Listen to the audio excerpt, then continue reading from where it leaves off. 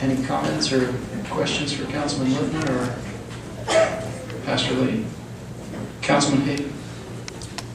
First of all, I'd like to thank Dennis. He's an advocate for the youth. There are challenges out there. I have opportunity to work with the youth. We have great youth here. I'm in full support of doing whatever we can to allow them to utilize the library.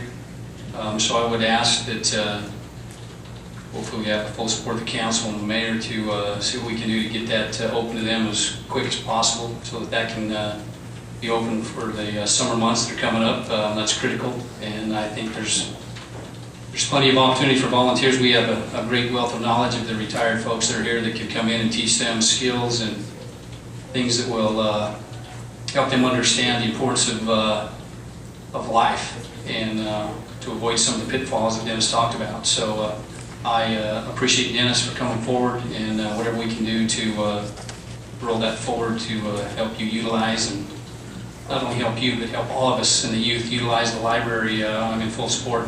So thank you, Dennis. Thank you, Councilman. Pastor Lee, come on. Probably might be some more questions for you. I'm sorry. I do have at least one, and I agree with Councilman Hafen, and I'm sure with the rest of the council and youth. You've worked with me before on many different items. We mentioned just one that we've had some interesting fun with through Clark County School District. The 501c3, has that been written, developed? What stage are you at with that? It's already there. It is already developed. So you have the 501c3? I have the 501c3. We're already doing things for the community through the NCPC, okay. Which is Nevada Community Preventive Coalition. Okay, so you do have the 501c3 for yes, the grant purposes and everything. Okay. That was one main question that I had, just to make sure, because that is tantamount to getting any grants. 501c3 is necessary. Understood. Councilman Withelder. Yes, Gene. Thank you, Your Honor. I was fortunate enough to sit with Mr. Lee and Mr. Lippman a couple of weeks ago with a representative from the Boys and Girls Clubs of Henderson. And the gentleman who came up is the executive director of the Boys and Girls Club of Henderson. They are a very well established group. They are very well funded. They are financially very, very sound. And they have given us a little guidance as to what expertise they could lend us. And I think, and believe me, this is not in deference to Dennis's proposal, but I think if we don't explore every possibility to make this work, and I do agree that we need this, but I think we have to explore every possibility that's even remotely possible to make this thing work. And I certainly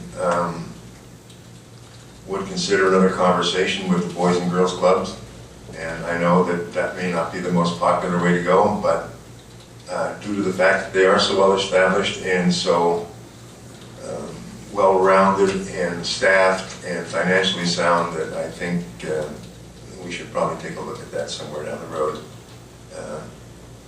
Thank you. Thank you, Councilman. Any further questions or discussion from council? May I respond?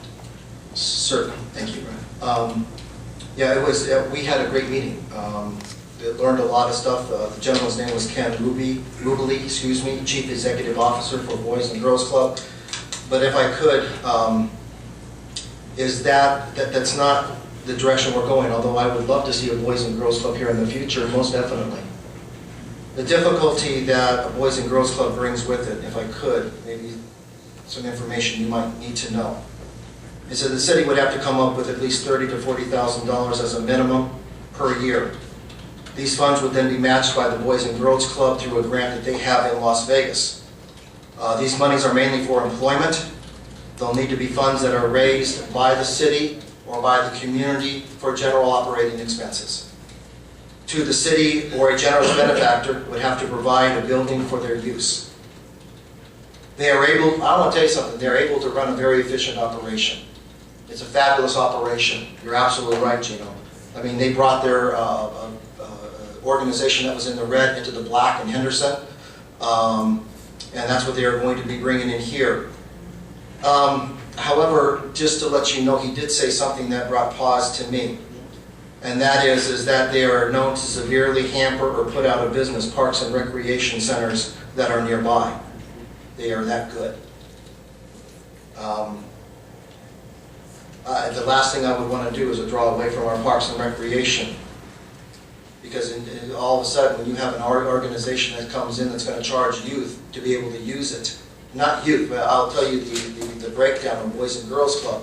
So when you look at those that are going to use it, in order to keep it in the black, they're going to be charged. So our children are going to be charged. So where are they going to spend their money? Are they going to spend their money at the local recreational center, or are they going to spend their money at the Parks and or the Boys and Girls Club? You've got two, which hand is the parent going to pay? And if you pull from the recreational center, what that means is the rec center is going to have to find ways in order to offset those losses, which usually means increase in fees. And I would be the last person who would want to increase fees on our senior population. The Boys and Girls Club is a fee-based organization in Clark County. That means the children and youth will have to pay a monthly fee to attend. I'm trying to find ways, because there's a lot of kids out there that don't have money. And I don't think we should have a youth center that the kids should pay for the privilege to attend. Some of the Boys and Girls Club programs are already being provided by our local organizations, like Family to Family with the Salvation Army. These sorts of programs will then move away from our local organizations and be given to the Boys and Girls Club. That means you're taking from Peter and paying Paul. And that's going to severely hamper some of our, like the Salvation Army, some of their programs that they are providing for our community. And while they can bring a youth center only in, let me give you the ages that a general population with the Boys and Girls Club, which they meet. And I got this from their website. It's under About the Youth. We serve 5% are 5 years old and under, 46% are 6 to 10 years old, 20% are 11 to 12 years old, 19% are 13 and 15 year old, 10% are 16 and older. We're trying to reach the youth. They may reach 30%. We're already reaching 30% of our youth through the other programs that we have.